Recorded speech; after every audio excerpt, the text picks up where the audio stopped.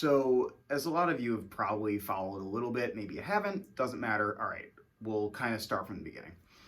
About 6 months ago, I kind of got the itch for another guitar. Obviously, it's kind of what I do.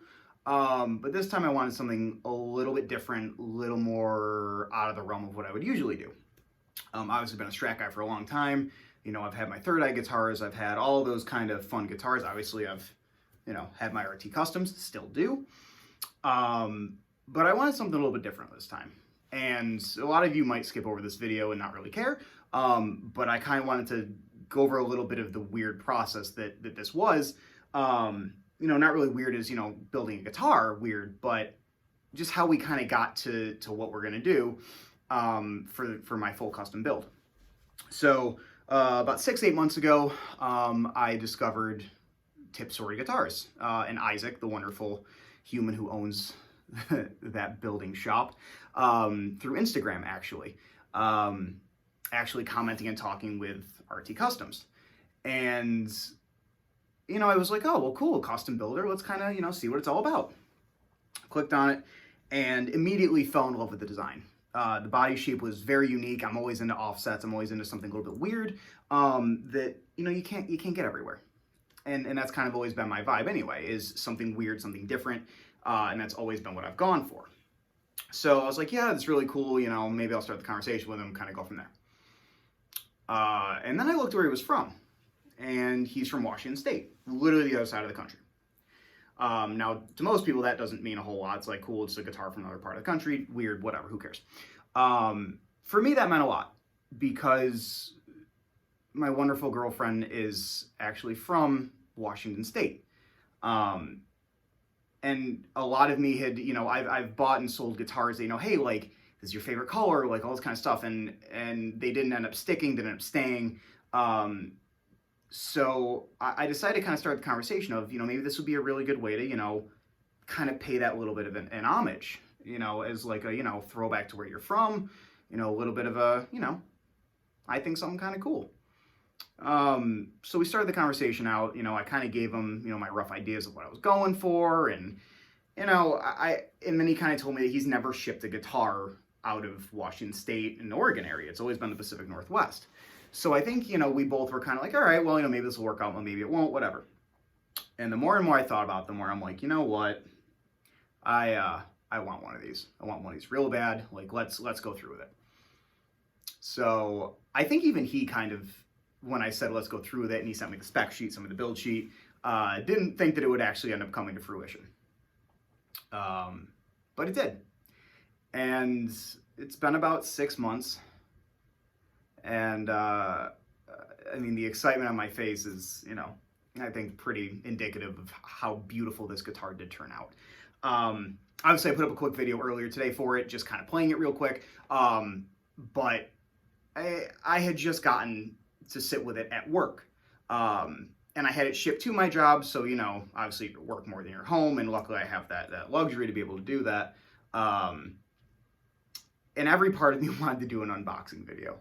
Every single part of me said, you're going to do an unboxing video, and you're going to do it the right way. And anyone who knows me on a personal level, I'm not that patient. Patience is not anywhere in my repertoire or names or vocabulary. I'm surprised I know that word.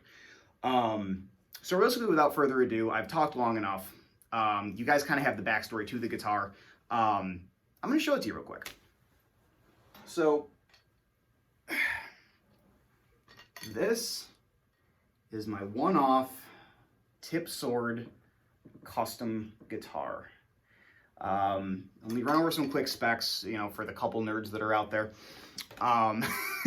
So, Oregon ash body. It is the heaviest piece of ash I've ever felt. I think this weighs in just over 10 pounds. And I hope the camera gets this because the grain on this guitar, it's unlike anything. Please excuse the ring light. I'm poor. I don't have many options for light. I know you can see the reflection. I don't really care. So ash body, obviously. We have a hardtail Mustang style bridge. Now, there might be some Death Cab for Cutie fans on my friends list. There might not be. Not really sure. This is based off of Ben Gibbard. Mustang that just got released this year. I loved him the second I saw him, and I said, I love that, I don't want a Mustang. So the idea for this build was literally a Ben Gibbard style, you know, aesthetically, full scale on his design, because it's kind of offset. It's a beautiful guitar. He have actually his own custom hand-wound pickups. I think this is called the Bridge and Tunnel and Bridge, something like that. And the same for the P90 in the neck. This is also the first guitar I've ever owned with a P90. Unbelievable. And just as a heads up to anyone, you know, this guitar will be on tracks. This guitar will be played live. These pickups, you can buy directly from him. And as someone who's kind of been pretty set in their ways pickup-wise for years and years and years, I'm impressed. Like, hands down, I'm impressed. I mean, just the note clarity, the brightness to it, especially in the bridge pickup. I play with a very bass-heavy tone. I mean, anyone who's watched me play live, I mean, that's a big thing of my tone, is kind of bass-heavy. And this rounds it out. I have one of the nicest pieces of ebony board I have ever seen. Obviously, just the single inlay on the 12. Keep it clean, keep it classy. TipSword emblem and logo. This is actually my first time ever doing Spurzl locking tuners. I like them. I do. I was going to go Godo, and I'm kind of glad I made the jump. It came stock with different locking tuner, or with different strap locks. I obviously put, you know, clip locks on. It's just, you know, comfort. You know, same with fret wrap. Is there string resonance behind the nut? No, there isn't. To be honest, with this guitar, it's completely aesthetic. And I can't say that about any other guitar that I own. Really, I've ever played, for that matter. And then the final little touch, this little sticker right here. It's actually from Pike Printing Company, right by Pike Market in Seattle, Washington. Took a trip there about a month and a half ago, and immediately saw the sticker and was like, that's going on that guitar when it's done. And it kind of rounded the whole thing out. And I realize this is not a guitar for everyone. It's not. But it is for me.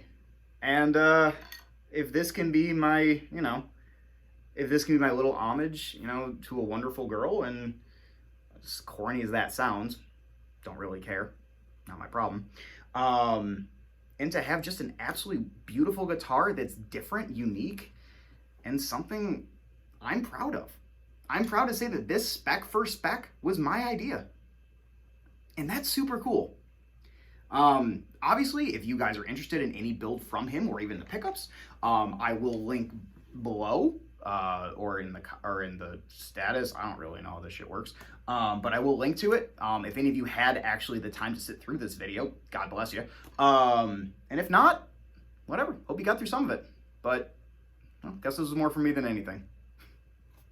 Peace.